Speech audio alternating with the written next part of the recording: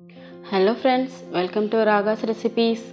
இன்றைக்கி வீடியோவில் நம்ம முட்டை தொக்கு எப்படி செய்யலான்னு பார்க்கலாம். இது சப்பாத்திக்கு இல்லை சூடான சாப்பாடு எல்லாத்துக்குமே ரொம்ப டேஸ்ட்டாக இருக்கும். எப்படி செய்யலாம் அப்படின்னு நம்ம இந்த வீடியோவில் பார்க்கலாம். ஒரு பேன் வச்சுட்டு பேன் ஹீட் ஆனதும் அதில் ஆயில் ஊற்றிக்கோங்க. இப்போ இதில் நம்ம அவிச்சு வச்சுருக்க முட்டையை வறுத்து எடுக்க போகிறோம். அதுக்கு 1/4 டீஸ்பூன் மஞ்சள் தூள், 1/2 டீஸ்பூன் மிளகாய் தூள், தேவையான அளவு லைட்டாக உப்பு போட்டுக்கோங்க. உப்பு போட்டுட்டு இந்த எண்ணெயில் லைட்டாக வதக்கி விட்டுக்கோங்க. அடுப்பை சிம்மில் வச்சுக்கோங்க, இல்லைன்னா பொடி கரிஞ்சிடும். இப்போ நம்ம அவிச்ச முட்டையை 2 கட் பண்ணிவிட்டு இதில் சேர்த்துக்கலாம்.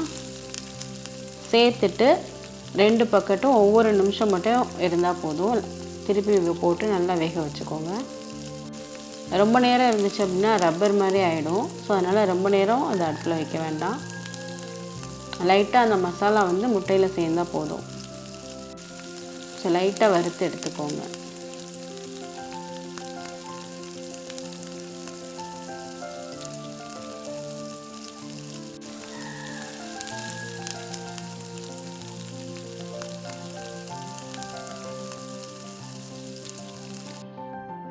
இப்போ அதே பேனில் இன்னும் கொஞ்சம் எண்ணெய் சேர்த்துட்டு நீளமாக நறுக்கின வெங்காயத்தை சேர்த்துக்கலாம்.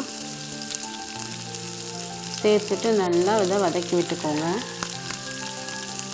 வெங்காயம் நல்லா வதங்கணும். நல்லா வதங்கினா தான் இந்த கிரேவி நல்ல டேஸ்ட் கொடுக்கும். வெங்காயத்தை நல்லா வதக்கி விட்டுக்கோங்க. இந்த ஸ்டேஜில் நம்ம ஒரு 2 பச்சை மிளகாயை நறுக்கி வச்சுருக்கோம், அதை சேர்த்துப்போம். பச்சை மிளகாய் உங்கள் காரத்துக்கு தகுந்த மாதிரி சேர்த்துக்கோங்க. சேர்த்துட்டு நல்லா வதக்கி விட்டுருங்க.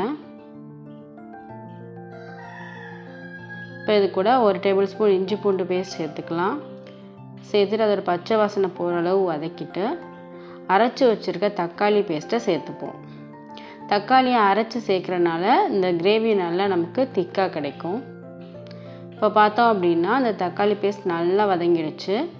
இது கூட 1 டேபிள் ஸ்பூன் மிளகாய்த்தூள், 1/2 table spoon garam masala, 1/4 teaspoon மஞ்சள் தூள், இது 3ஐயும் சேர்த்துட்டு நல்லா வதக்கி விட்டுக்கோங்க.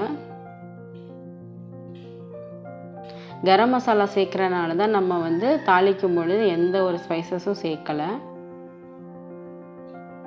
இந்த பொடியோட பச்சை வாசனை போகிற அளவுக்கு நல்லா வதக்கி விட்டுட்டு இதுக்கு தேவையான அளவு தண்ணி ஊற்றிக்கோங்க.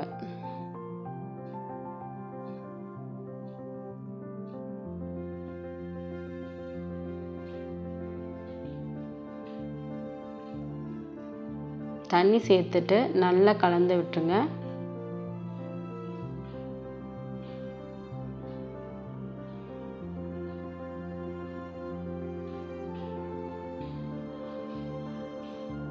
இப்போ அடுப்பை லோ ஃப்ளேமில் வச்சுட்டு இது நல்லா கொதிக்கட்டும். இந்த டைமில் நம்ம வதக்கையில் உப்பு சேர்த்துருக்கோம் இல்லையா, அதனால் உப்பு செக் பண்ணிவிட்டு தேவைப்பட்டுச்சு அப்படின்னா உப்பு போட்டுக்கோங்க.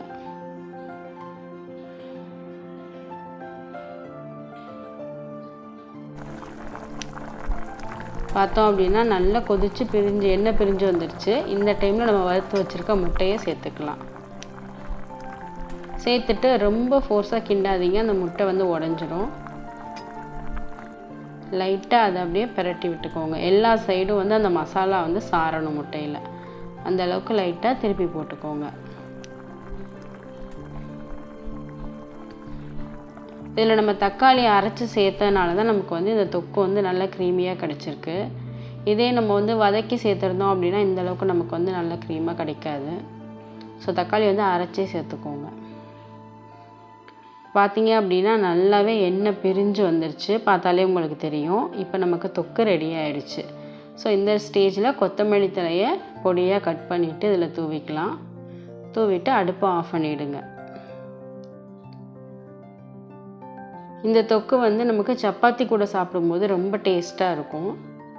இல்லை நீங்கள் சாப்பாடு கூட வேணாலும் சாப்பிட்லாம். சூடான சாப்பாடு கூட போட்டு கூட சாப்பிட்லாம். எப்படி சாப்பிட்டாலுமே ரொம்ப டேஸ்ட்டாக தான் இருக்கும் அது. ஸோ அது எப்படி இருந்துச்சுன்னு செஞ்சு பார்த்துட்டு எனக்கு கமெண்டில் சொல்லுங்கள். நம்ம சேனலையும் சப்ஸ்கிரைப் பண்ணிக்கோங்க. உங்கள் ஃப்ரெண்ட்ஸ் கூடயும் ஷேர் பண்ணிக்கோங்க.